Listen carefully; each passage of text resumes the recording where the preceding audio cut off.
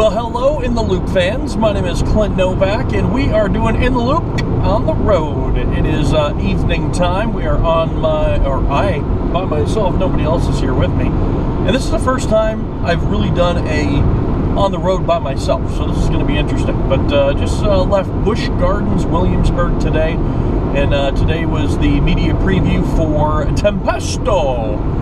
And it was a good day today. Good day at the park. I got to hang out with some friends, and the evening hours I got a night ride on Tempesto before leaving the park. And I have to say, you know, we've been pretty critical about two things. One, we didn't think that the coaster was the right fit for the park, and two, we said that it was going to be a capacity nightmare.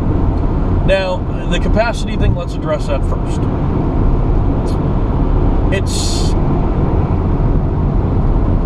It is a capacity nightmare, and I think it only does like 500 riders an hour, where the coaster right next to it's doing like 1,000. Like it's not doing nearly as much as a coaster should. But to their credit, and again, the crew is new, so they're just getting into the swing of things. They're very excited. They're probably working harder now than they normally would, especially into the season. But it was they were loading the car 1 minute and 10 seconds was the average. The average load time today when I was there. I kind of timed it, and those were full trains going out, full queue. So that's pretty good. That's pretty good. They're sending out, you know, people every 1 minute and 10 seconds. So the ride is about as long as it takes for them to fill it. It's very interesting because obviously they don't allow any loose articles. So the locker policy says that you have to put everything in a locker. Not only that, but they make you put fanny packs on to put your cell phone and keys and things like that into the fanny pack. So you're not bringing any loose change or anything that could fall out of your pockets. They don't want anything falling out on this ride. Very, very interesting. So it's a bright orange fanny pack that they give you. You put all your stuff in that, wear it, and then at the end of the ride, you give it back to them. And I do say that probably cuts down on the fact that they can load those cars, those trains faster and get people off the coaster faster. The one thing that kind of sucked about getting on the coaster and off the coaster, it is a very tight fit in each seat. So to get in the rows and sit down, very, very tight fit. But I think that might be, I don't know if that's the same with the other coasters that they built, that Premier built, but it could just be because of the fact that they have an extra car on the train. So they have three cars instead of 2 cars. So that could be one of the reasons why it's a little more compact, so they could maybe shrink down the car size. I don't know. I don't know what the car size is out in California or Mexico. So, but that was very interesting. It was very hard to get on, and the harness is fine. There's no issue with the harness. In fact, the only issue I had with the harness is when you're getting on and off the coaster. It's a flimsy harness. It's not something that, you know, goes up and stays up in the up position. Just flops down over you. So you have to kind of play with, reaching behind you, getting it on there. It's very good for big boys, so I fit just fine. I do have to say, I've been on a diet, and not for very long. I haven't even talked about it on the podcast or anything. I've been on a diet for a week now. And today was my first cheat day on the diet. I've pretty much just been eating salads. That's pretty much what I've been eating. Granola bars and salads. Keeping my calorie intake around 1,000 calories a day. And I've lost, like 5 pounds in the last week. That's a lot. I shouldn't say that's not. And normally I have to, especially on B&Ms, I have to sit in the big boy seats. But not today. Not today. Today I fit on all of the seats. Any seat I wanted to sit on, I fit on. And that felt really good. Really, really good. I started the day by getting there when they opened. I got there at 9:30. They opened the gates. And all my buddies and stuff did the media day. Well, I ran around the park and had some fun. I did some filming on Alpengeist, which hopefully will hit the YouTube channel. Did the GoPro harness and everything on Alpengeist. And did some off-ride shooting. 2 things. Well, there's actually a lot of things that have changed at those strips on the side of the road. Lots of cool stuff has changed in Busch Gardens since last year. One, there's this ice cream place in Festa Italia. No, sorry, France. There's an ice cream place in France. I love to go there. It's hand-dipped ice cream, which means it's the one where they scoop it out. It's not the one where they self-serve or soft serve. And I love hand-dipped ice cream. Absolutely love hand-dipped ice cream. And it was a quaint little shop in a corner of one of the walkways there, and I really enjoyed it. I would stop there often because the smell and aroma of waffle cone was always in the air. It was just an amazing, amazing time. And they moved it, and they made it bigger. I didn't get a chance to try any of the specialties that they have, including the Colossal Carl. Carl being the GM and president of Busch Gardens, Williamsburg. And I guess the story behind that is he accidentally continued saying Colossal Carl instead of Colossal Curl when they were doing the media announcement stuff for that. And so they made a Colossal Carl sundae. And I didn't get a chance to try any of it. They tell me it's a lot like, forgive me, I don't remember the name of the place. They're the place that sell the like square chocolate, starts with a G, like something like that. I don't know. And they have it in downtown Disney. And people say that this ice cream place is a lot like the one at downtown Disney. It's amazing. You walk in there and you can just smell the waffle cones baking and the ice cream and the coffee, and oh, it's so good smelling. They put it where the bistro used to be, right next to Griffin. So they took a building that they've never really had any luck with. They've tried several different things, including some kind of buffet, and they did some other things, and nothing ever really took off there. And they turned it into something that I think is going to be very successful, very, very good. I'm going to miss my quaint little ice cream shop, but bigger and better things are here, so that's a good thing. So I'm happy about that. Another couple of changes. London Rocks made some changes in their show. So it was I was never really a big fan of London Rocks, the original one. I love the production quality. They had really cool sets that they used with projection effects and stuff like that. I love the set. Was not a big fan of the actual production, the singing, the storyline. I really didn't make sense. Kind of like Entwined.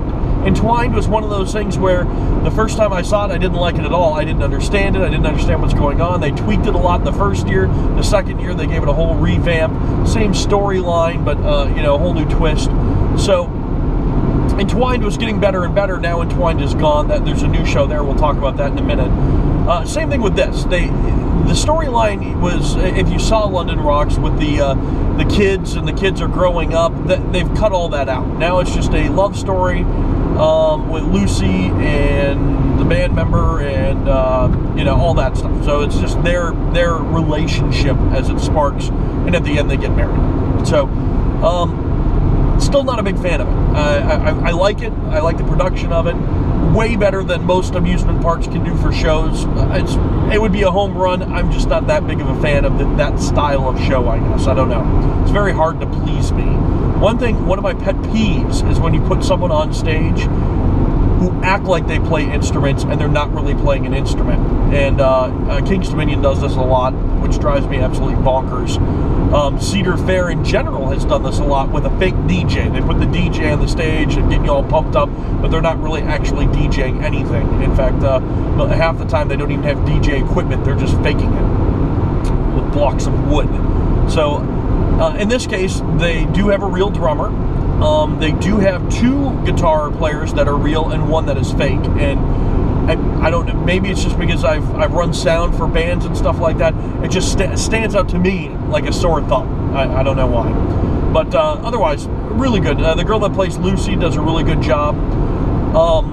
It's interesting because for last year and Monster Stomp, they had spiral staircases on both sides of the stairs. And then they did the Scrooge show, which is my #1 favorite show that Busch Gardens does, Scrooge. Oh my God, it was so good. They covered the spiral staircases on each side of the stage with a facade, and that facade stayed there. So that facade is still there. The Scrooge doors are still there and everything. So they didn't use the spiral staircases on each side of the stage this year. Just that's, I guess, a technical thing, not really a big deal. But it was good. It's one of those things. Like I said, not a huge fan, but it's a great show. It's like Celtic Fire. I'm not a big fan of that either. Like, I see it probably twice a year. Everybody else loves it. I like Celtic Fire better than all of the other stuff that have been in the Abbey Stone in the regular season, which has always been Irish tap dancing. You know, that kind of Irish thunder type thing or whatever. So the Celtic Fire is my favorite version of the show, but still not a huge fan of it. I have to sit in the back because once I hit the air conditioning, I'll fall asleep. That's my thing. I have to sit in the back.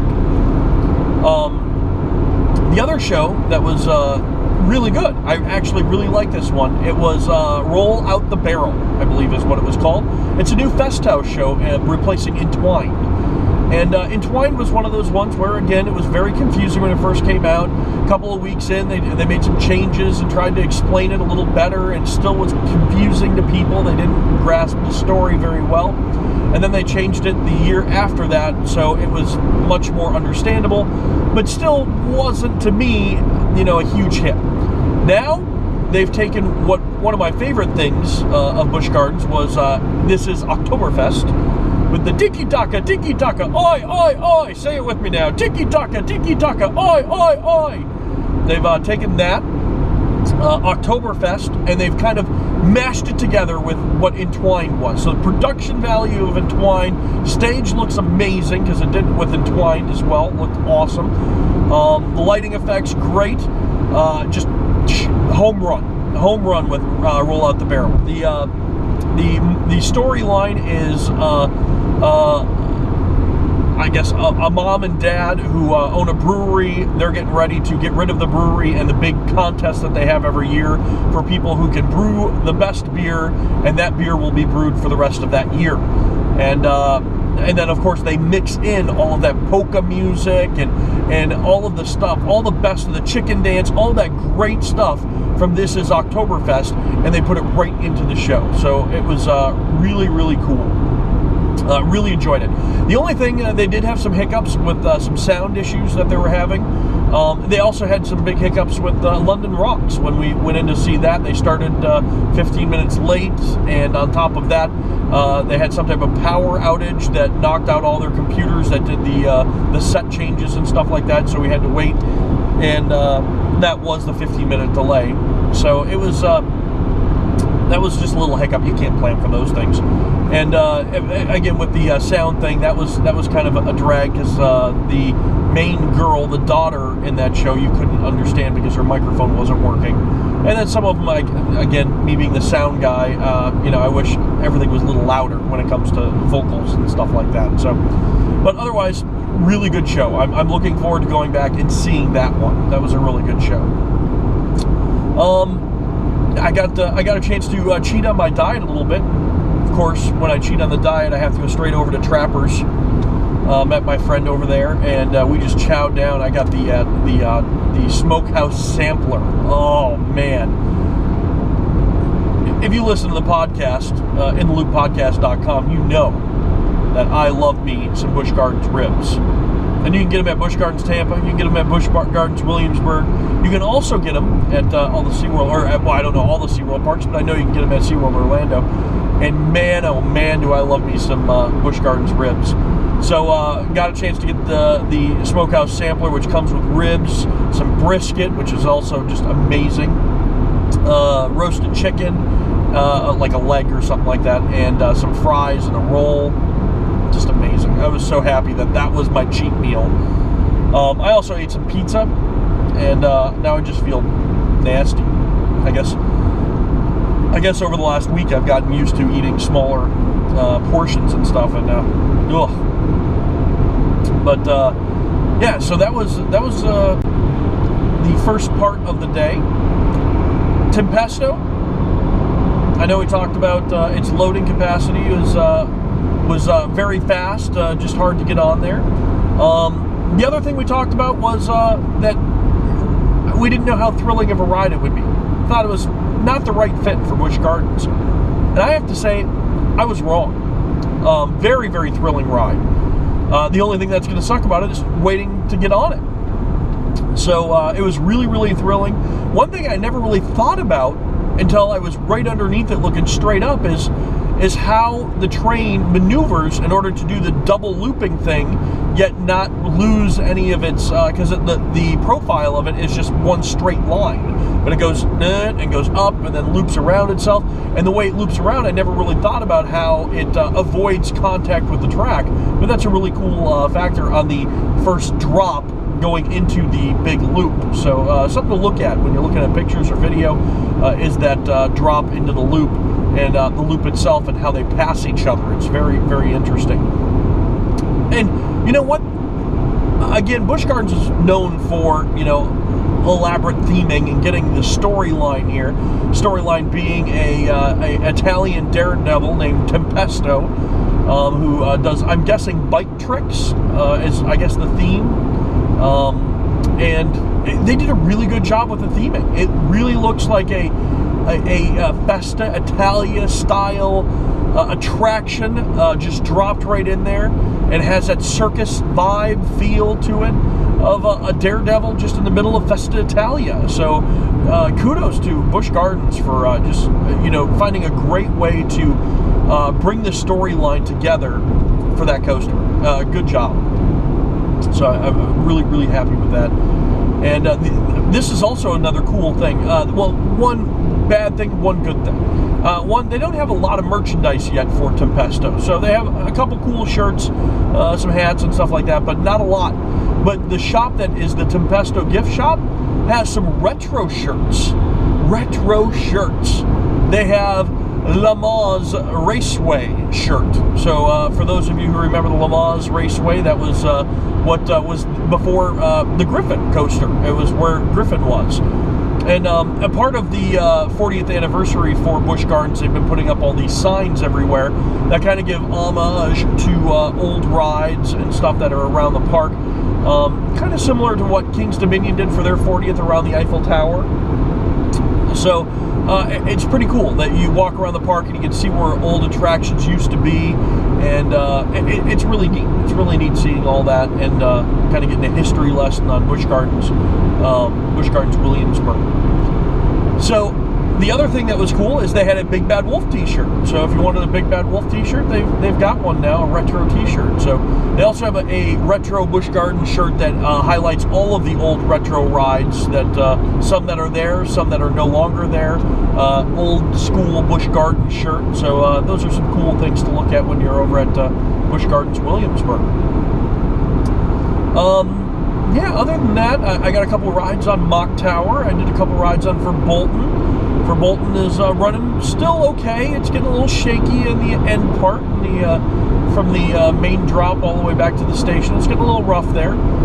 And some of the effects, it feels like, are not working 100% when you're inside the ride building. But I guess that you can expect that with an aging coaster. Did some Curse of Dark Castle. It's running as good as it was last year, I guess. You'd love to see the steam coming up in the fire pit place, if you know what I mean, and the twisting and turning in the fireplace. A lot of that stuff is no longer going on anymore. It's kind of sad. You ride a ride and you fall in love with that ride, and then they just slowly take away some of the little things that may not matter one by one, but overall really made the ride what it was when it opened. And Curse of Dark Castle was never a ride that ran 100%.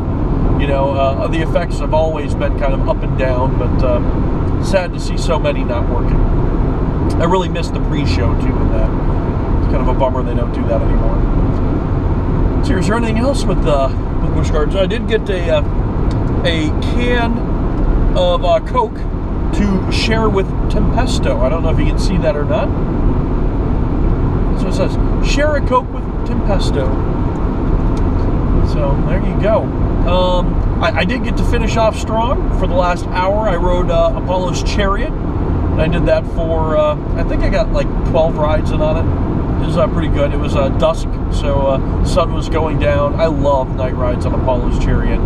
Love that coaster in general. So, yeah, I think that's pretty much it for Busch Gardens Williamsburg. If I think of anything, I'll bring it up.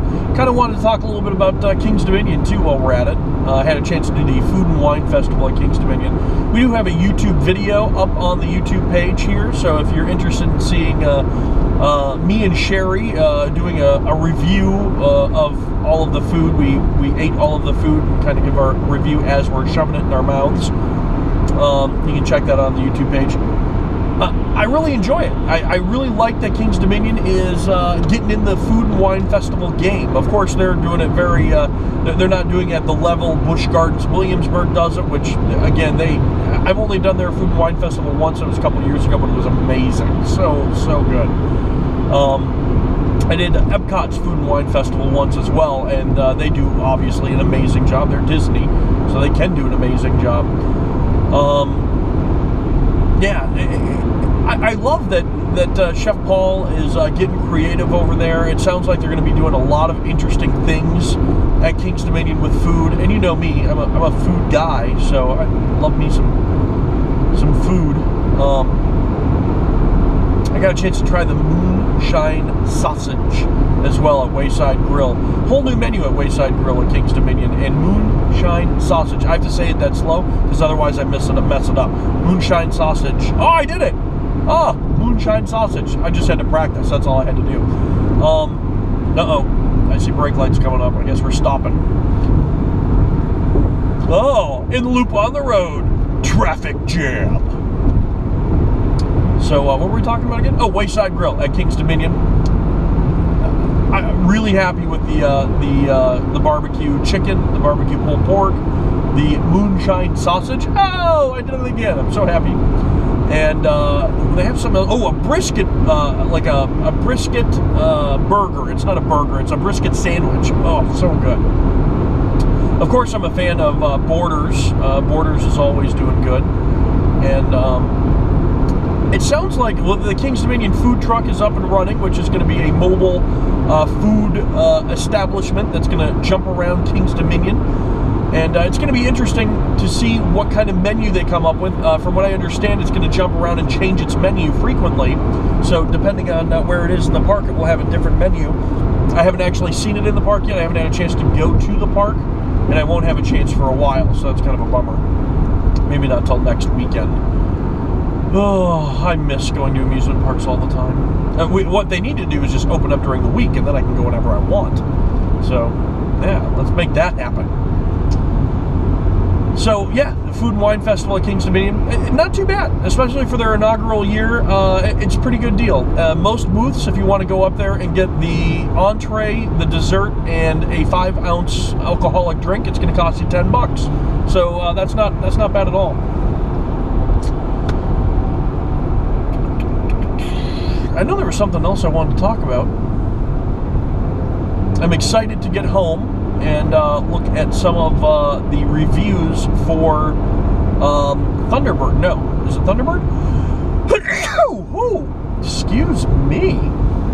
Am I having a brain fart? It is Thunderbird, right? The coaster out at Holiday World? The wing coaster? I'm pretty sure it's Thunderbird. I could have that totally wrong. I don't know. Anyways, I'm looking forward to getting home and seeing some of the reviews and video of that to see what people think about it. You know, it's interesting we bring up Wing Coaster because, as everybody knows, you know, I believe that makes the 4th Wing Coaster in the United States. And I think there is a really good chance that King's Dominion in 2017 is going to be getting a wing coaster or a inverted coaster from B&M. They're not going to get a hyper coaster. They're not going to get a giga coaster. So don't think that that's what's going to happen. But 2017 will be after the 10-year contract is up, because the last roller coaster was built in 2006 at Busch Gardens, was a B&M coaster, and allegedly they have a 10-year contract with B&M that they won't build a coaster within a certain amount of miles, and Kings Dominion falls in those miles. So 2017, we could see a Wing Rider or an inverted coaster come to Kings Dominion. I'm going to talk more about this in another YouTube video. I got all sorts of pictures I want to show you guys, and I want to go more in depth on that. So I think I'm going to do a whole nother video for you guys. So watch our YouTube page for that. I think that's it. I think that's everything I got. I don't know how this on the road works. I mean, obviously it's dark in the car. I shoved the light over in the seat. See, I don't know what I'm doing. This is me tired, I guess. It's also, when you're doing an in-the-loop on the road, it's very difficult to follow directions. Where am I going? I don't know, because I'm not watching street signs. I'm too busy talking to you guys. So, with that being said, I think I should get back to driving. So, we will talk to you guys later. Thank you for watching this installment of In the Loop on the Road. My name is Clint Novak, and we will see you guys on the Midway. See ya!